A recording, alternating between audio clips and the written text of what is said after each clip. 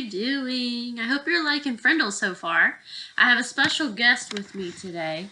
I have Raven, my cat Raven. She is hanging out and listening to the story. This is one of my favorite spots in the house. This is where I actually call it my nap room. Yeah, it's pretty sad. But it's my favorite place to go and read quietly because it's a nice spot with lots of pillows and stuff. All right, so chapter 6 is called The Big Idea. And if you remember correctly, in chapter 5, he learned that anybody can make up the meaning to a word. And so now, knowing what kind of person Nick is, I want you to kind of draw a conclusion in your mind of what you think might happen, okay? Here we go. Chapter 6, The Big Idea. 3 things happened later that same afternoon. Nick and Janet Fisk had missed the bus because of a school newspaper meeting, so they walked home together. They were seeing who could walk along the curb without falling. It took a lot of concentration, and when Janet stepped off into the street, Nick said, "That's 3 points for me." But Janet said, "I didn't fall. I saw something. Look." She bent down and picked up a gold ballpoint pen, the fancy kind. That was the first thing, Janet finding the pen. Then they got back on the curb, and Nick followed Janet, putting one foot carefully in front of the other on the narrow concrete curb. And while he stepped along, he thought back over the school day, especially about his report. And what Mrs. Granger had said about words at the end of the period finally sank in. That was the second thing, understanding what Granger said. So what was the first thing? Right, finding the pen. Second thing? Right, understanding what Mrs. Granger had said. She had said, "Who says dog means dog?" Well, you do, Nicholas. He repeated that to himself. "You do, Nicholas." "I do?" Nicholas thought, still putting one foot in front of the other, following Janet. What does that mean? And then Nick remembered something.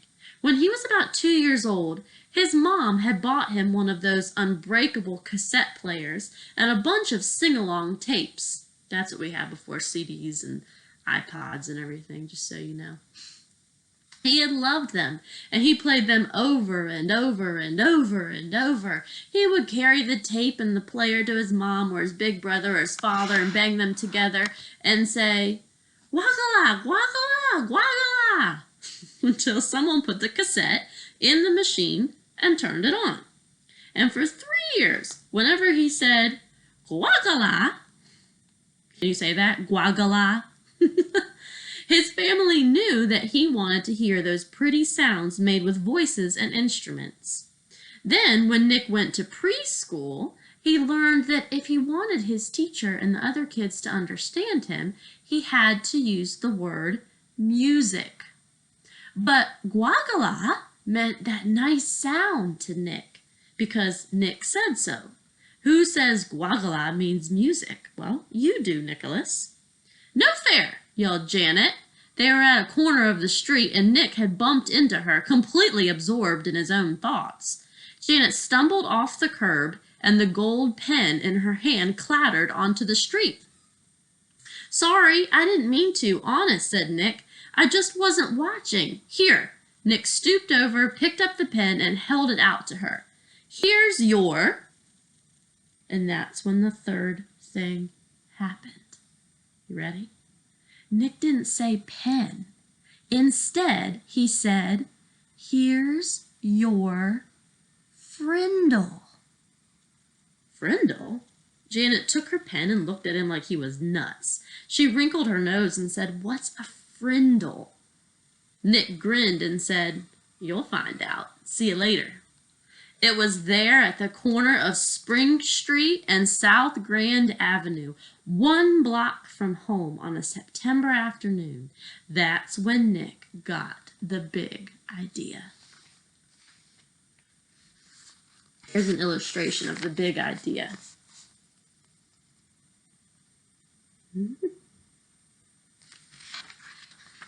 And by the time he had run down the street and up the steps and through the door and upstairs to his room, it wasn't just a big idea. It was a plan, a whole plan, just begging for Nick to put it into action. And action was Nick's middle name.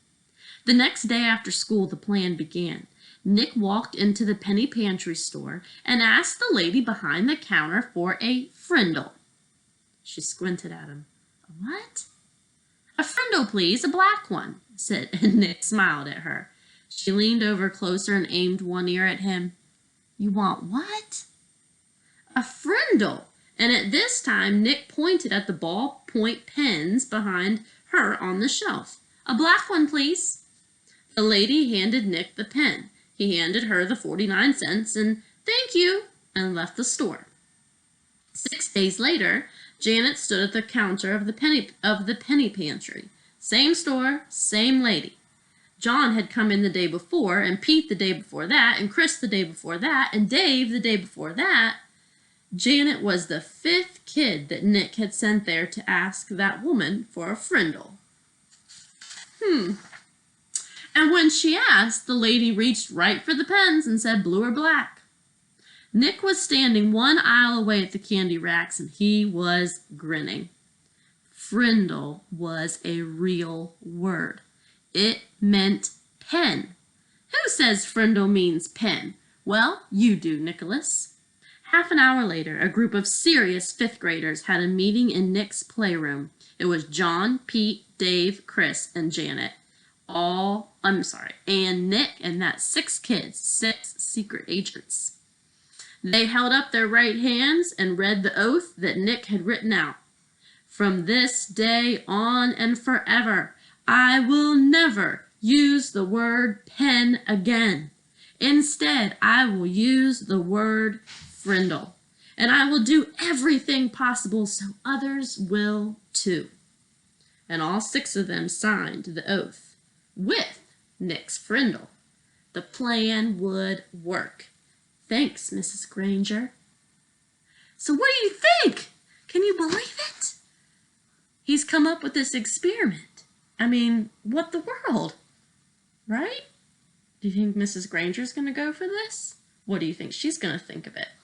I guess we'll find out soon. See you later.